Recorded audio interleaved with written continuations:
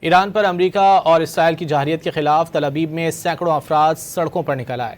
اسرائیلی دارالحکومت میں امریکہ اور اسرائیل کے خلاف ہونے والے احتجاج میں مختلف طبقات سے تعلق رکھنے والے افراد نے شرکت کی۔ اس موقع پر مظاہرین نے ایران سے اظہار یکجہتی کرتے ہوئے جنگ فوری بند کرنے کا مطالبہ کیا۔ ریلی کے شرکاء نے اسرائیلی حکومت، وزیر اعظم نیتن یاہو اور صہیونیت کے خلاف شدید نعرے بازی کی۔ مظاہرین نے پلے کارڈز اٹھا رکھے تھے جن میں صہیونیت مرد آباد کے نعرے درج تھے۔ احتجاج میں شریک افراد نے نیتن یاہو کو غدار اور جنگی مجرم بھی قرار دیا۔ پولیس نے مظاہرین کو احتجاج سے روکنے کی کوشش کی۔ اس دوران مظاہرین اور پولیس کے درمیان کشیدگی دیکھنے میں آئی۔